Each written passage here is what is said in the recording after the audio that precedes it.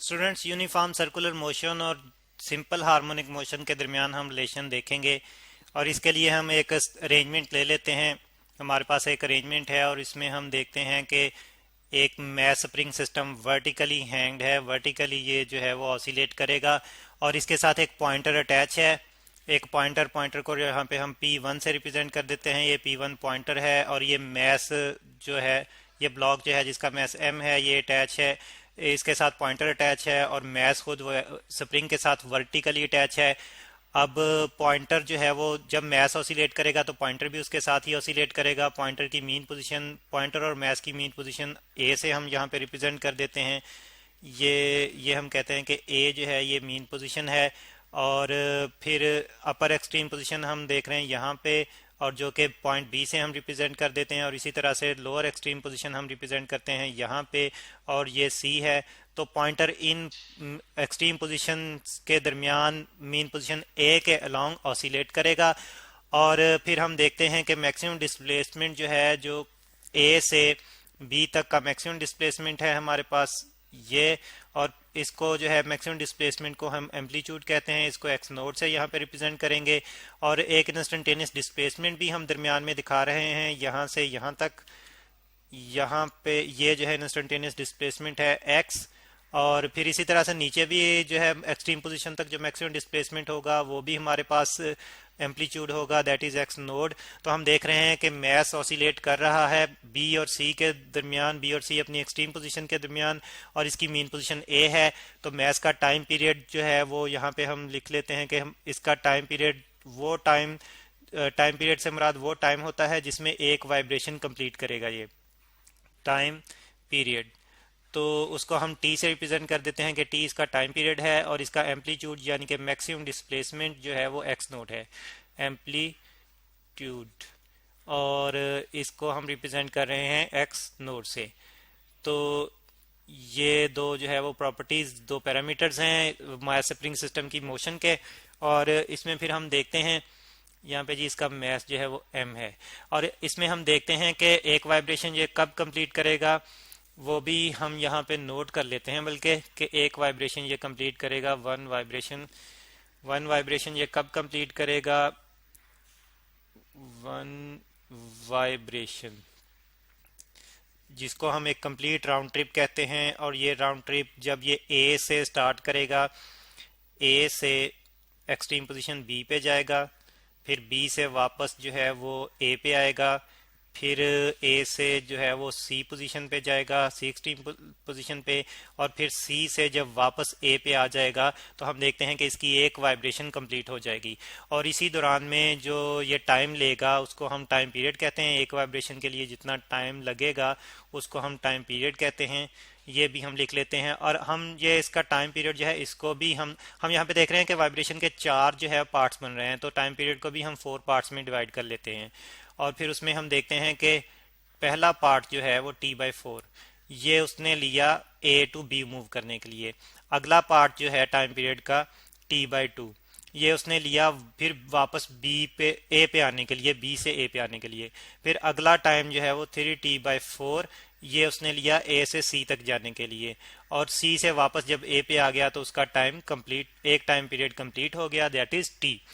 तो इसी दौरान में हम देखते हैं कि एक पॉइंट पी जो है वो सर्कल पे मूव कर रहा है, सर्कुलर मोशन में है, यूनिफॉर्म सर्कुलर मोशन में है। और साथ साथ इसका एक प्रोजेक्शन भी जो है वो एन, ये भी सर्कल के डायमीटर के अलोंग, डायमीटर यहाँ पे एक पॉइंट डी है डायमीटर का और एक पॉइंट ई है। और हम देख रहे हैं कि डी उसी लेवल पे है जिस लेवल पे बी है, और ई भी उसी लेवल पे है जिस लेवल पे सी है। तो सेंटर पॉइंट जो है वो सर्कल का ओ, तो इसका मतलब है कि ओ ई और ओ डी जो है, ओ ई और ओ डी जो है उतने ही होंगे, यानी कि सर्कल का रेडियस उतना ही होगा जितना कि ए से सी तक या ए से बी तक डिस्प्लेसमेंट है, जो कि एक्स नोड है। तो ओ ई और ओ डी जो है वो बराबर होंगे एक्स नोड के। तो प्रोजेक्शन एन जो है ये भी ये मूव करेगा डायमीटर के अलोंग, और उतना ही डिस्प्लेसमेंट मूव करेगा जितना के पॉइंटर P1 मूव कर रहा है अपनी मीन पोजीशन के अलोंग बी से सी तक। तो फिर इसमें हम देखते हैं पॉइंट P जो है ये सर्कुलर मोशन में है, और ये सर्कल का रेडियस एक्स नोड है, उतना ही रेडियस भी बन रहा है जितना कि एम्पलीट्यूड ऑफ वाइब्रेशन है पॉइंटर का।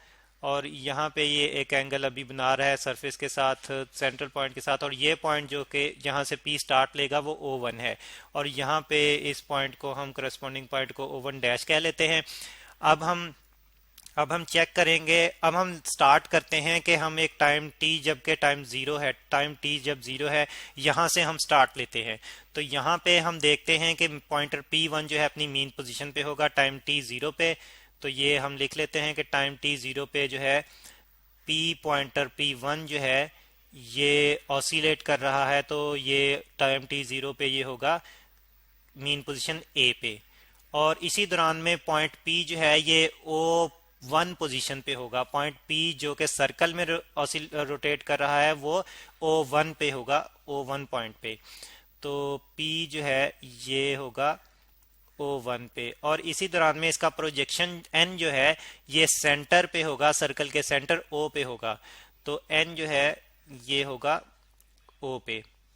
और फिर हम अगला टाइम जब ये पॉइंटर जो है मूव करता है ए से बी तक, तो हम देखते हैं कि वो हमारे पास टाइम है T/4। तो यहाँ पे हम लिख लेते हैं कि टाइम T/4 में जो है वो पॉइंटर जाएगा, पॉइंटर P1 जाएगा बी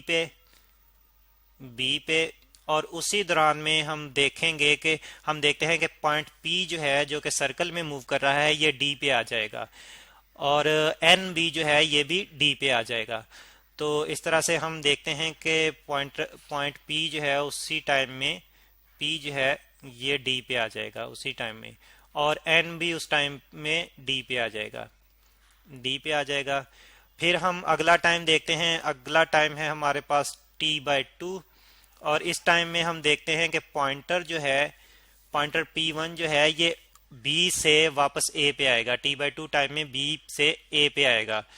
तो जब पॉइंटर P1 जो है ये B से वापस A पे आएगा T/2 टाइम में, तो पार्टिकल जो सर्कल में मूव कर रहा है ये D से O1 डैश पे आ जाएगा, और NB वापस जो है वो O पे सेंट्रल पोजीशन पे आ जाएगा। तो ये भी हम लिख लेते हैं कि P1 जो है ये वापस A पे आ जाएगा, A पे, और जबकि पॉइंट P जो सर्कल में मूव कर रहा है ये O1 डैश पे आ जाएगा, और प्रोजेक्शन इसका जो है ये इस वापस सेंटर पे आ जाएगा। और फिर अगला टाइम हमारे पास है 3T/4। तो 3T/4 टाइम में हम देखते हैं कि पॉइंटर जो है वो A से C पे जाएगा, पॉइंटर P1 जो है ये A से C पे जाएगा। तो उसी दौरान में P जो सर्कल में मूव कर रहा था वो O1 डैश से E पे आ जाएगा, और उसी दौरान में प्रोजेक्शन N जो है ये सेंटर O से E पे आ जाएगा। तो 3T/4 में फिर पॉइंटर P1 जो है ये C पे आ जाएगा, और पॉइंट P सर्कल में जो मूव कर रहा है ये E पे आ जाएगा, और इसका प्रोजेक्शन N जो है ये भी E पे आ जाएगा। और फिर अगला टाइम हमारे पास है T, और इस टाइम में हम देखते हैं कि पॉइंटर C से वापस मीन पोजीशन A पे चला जाएगा एक वाइब्रेशन कंप्लीट करते हुए C से वापस A पे चला जाएगा P1, और उसी दौरान में P जो कि यहाँ पे था E पे, तो E से ये O1 पे वापस अपने ओरिजिनल पोजीशन पे आ जाएगा जहां से इसने स्टार्ट लिया था, और N जो कि प्रोजेक्शन है इसी पॉइंट का वो वापस सेंटर पे O पे आ जाएगा। तो P1 जो है पॉइंटर P1 जो है ये A पे चला जाएगा, P पॉइंट जो सर्कल में मूव कर रहा है ये E से O1 पे आ जाएगा अपनी स्टार्टिंग पोजीशन पे, और NB वापस जो है वो सेंटर पे आ जाएगा O पे। तो फिर इसमें देखें कि O जो है ये चेक करें जरा कि O जो के मीन पोजीशन के लॉन्ग है, और D जो के B पोजीशन के लॉन्ग है, और E जो के C पोजीशन के लॉन्ग है। तो जैसे पॉइंटर P जो है P1 ऑसिलेट करता है B C के दरमियान, तो वैसे ही N भी ऑसिलेट कर रहा है, N भी वैसे ही मूव कर रहा है D और E के दरमियान। पॉइंटर P1 की मीन पोजीशन A है, जबकि N की सेंट्रल या मीन पोजीशन जो है वो O है। तो इस तरह से हम देखते हैं कि एन जो के प्रोजेक्शन है पॉइंट पी का और पी सर्कल में मूव कर रहा है, तो एन जो कि उसका प्रोजेक्शन है ये भी उसी किस्म की मोशन शो कर रहा है जिस तरह की मोशन जो है वो पॉइंटर शो कर रहा है। तो इससे हम कहते हैं कि सिंपल हार्मोनिक मोशन जो है ये सर्कुलर मोशन का, यूनिफॉर्म सर्कुलर मोशन का रेप्लिका है। रेप्लिका से मुराद के कॉपी है, उसी का एक मॉडल है। तो फिर इससे फिर हमें इससे जो है वो ये भी जो है वो ना पता चलता है कि जो इक्वेशंस हम यूनिफॉर्म सर्कुलर मोशन के लिए यूज करेंगे वही इक्वेशंस जो है फिर हम सिंपल हार्मोनिक मोशंस के लिए यूज कर सकते हैं। तो नेक्स्ट टाइम जो हम यही इक्वेशंस ही इनकी ड्राइव करेंगे, सर्कुलर मोशन और यूनिफॉर्म सर्कुलर मोशन और सिंपल हार्मोनिक मोशन के लिए वही इक्वेशंस ही ड्राइव करेंगे। और फिर ये वेव फॉर्म में भी जो मोशन बन रही है इसको भी हम अंडरस्टैंड करेंगे।